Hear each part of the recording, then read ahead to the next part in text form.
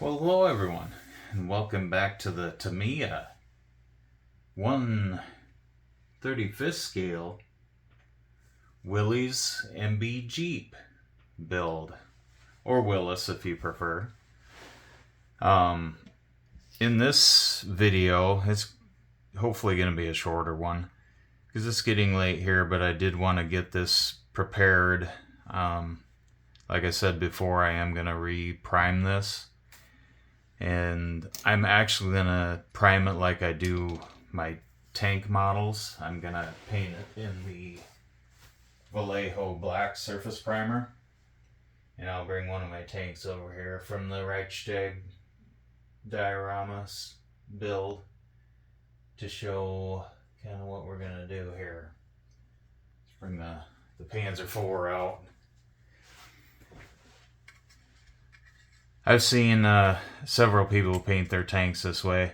They go with the darker primer, and then this is a white, kind of a shading that they do on it before they put the final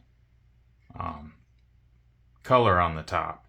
And it's kind of cool. I did it on the M3 Lee, and if you've seen the M3 Lee, it's kind of hard to tell right now without really looking at it because I got the gloss coat on it for the weathering. But if you look at it really close, you can see that it gives a variation in tone so that it's not all one solid color.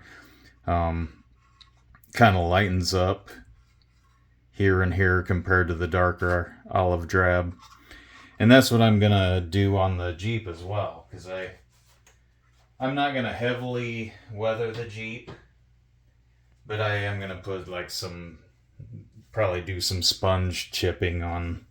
I kind of thought this was cool. I started sanding it, getting it ready for the black primer, but as you know, I scratched off some areas because I ended up doing the handles after the fact because I did not know that the frame, the body, everything pretty much is the drab color. I was thinking it'd have a black frame and a different colored engine, but after seeing the real Jeeps at the air show and looking online and looking at this instructions, it's pretty much olive drab for the most part. There's very little other colors on it, but you know, if I thought about it, that's a good way to keep it all camouflaged. I just have it all olive drab, so it makes a lot of sense now. But not knowing much about Jeeps or anything like that, I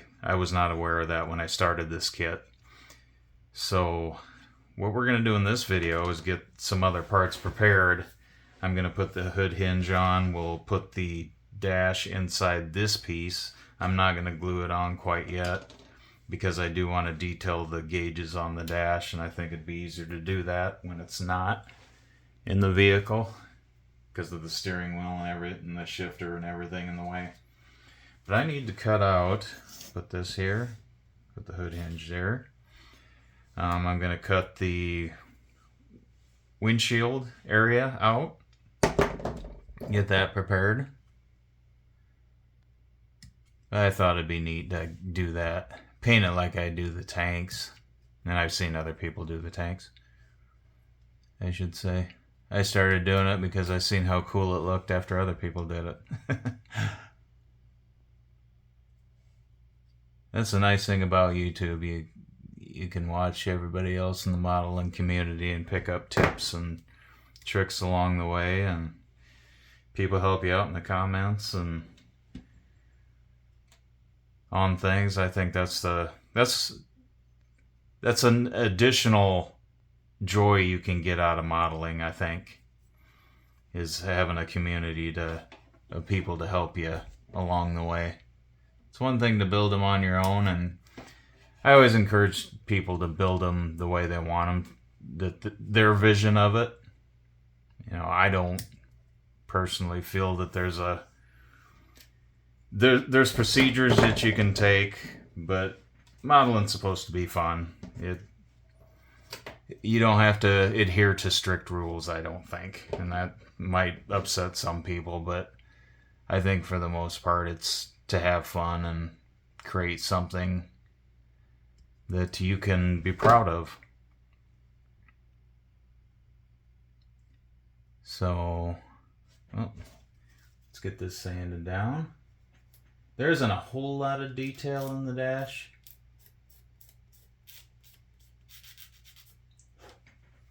But I want to get the gauges and everything in the black, and there's a couple knobs there. There's enough detail there to make it look pretty good. And these Jeeps are pretty simple vehicles to begin with anyway, so just scraping off the paint around the edge that I'm going to glue here.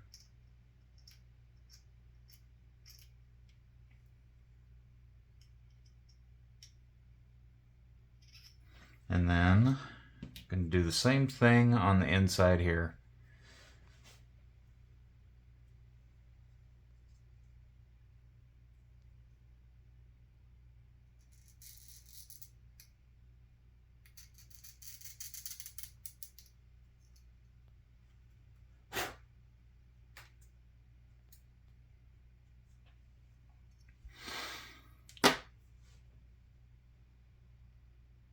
Like that, and we'll do a little test fitting.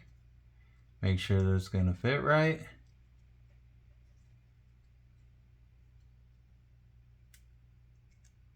Yeah, it almost is flush there.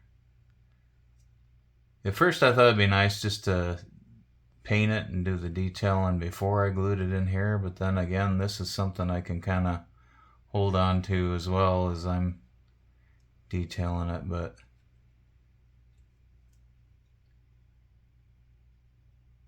like I said, it's one of those things. Build it the way you want it, and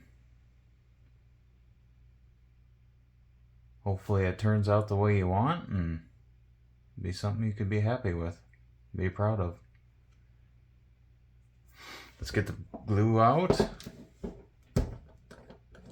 You can tell I'm tired. And I have noticed in a lot of my videos that I've been ranting a lot lately. I'm going to try not to do that as much.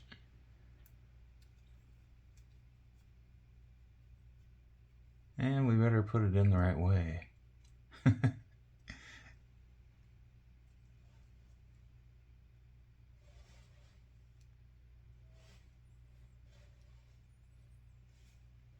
that, and I'm just going to go to the back here and give that a little of that.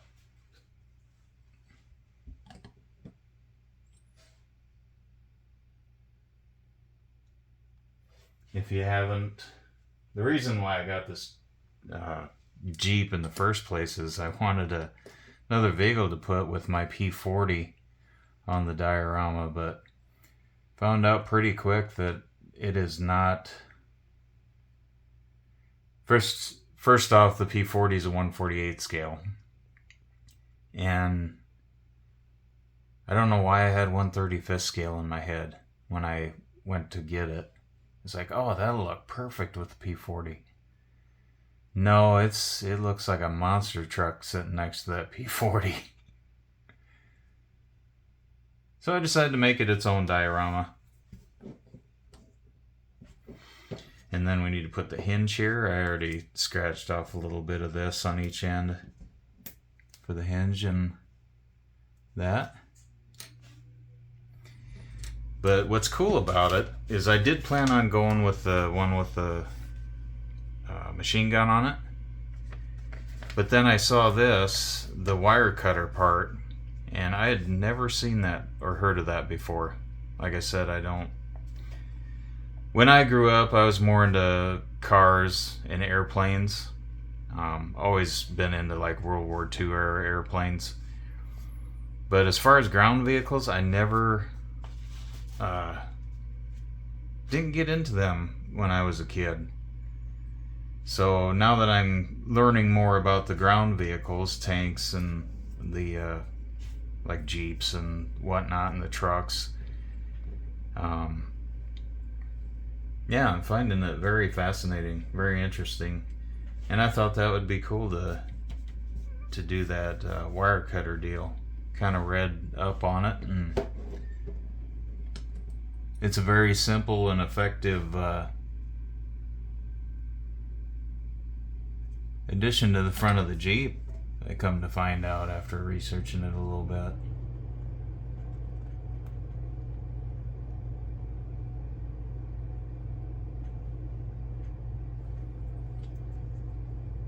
Oop. Yeah, I didn't get much glue on that.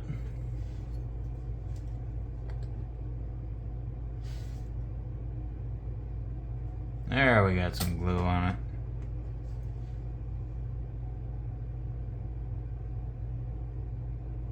That's the bad part about after priming it before you realize your final plan.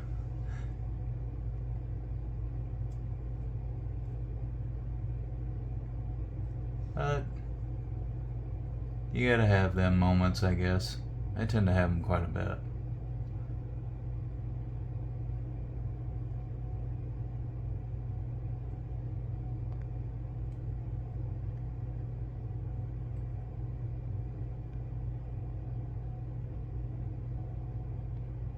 Because I'm thinking I'll take, once this is dried real good, I'll take one of my alligator clips and hold it probably by the hinge.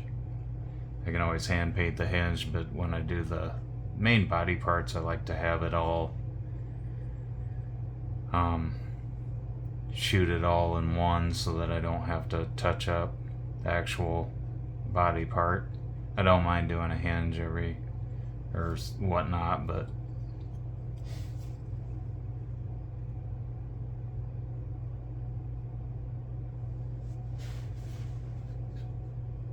should probably removed a little bit more of the glue, but it's getting there. I removed the primer where it needed to bond good. So that's those pieces there. I got this part. I don't think I cleaned it though. Yeah, we gotta clean that up a little bit.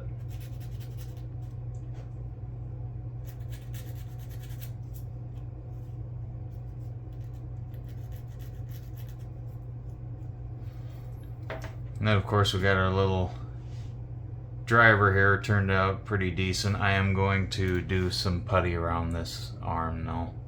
This one didn't turn out so bad.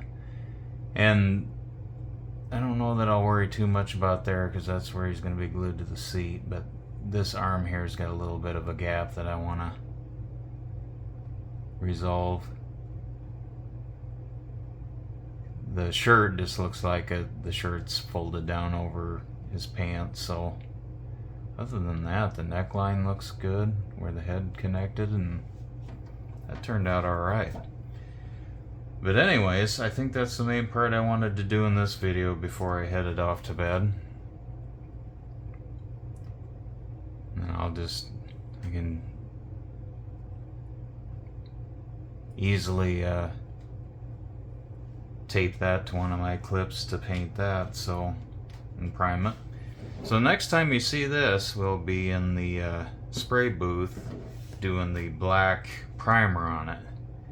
And then I'll end up doing that white shading like I did on that tank. And then after that dries, it'll get its olive drab coat.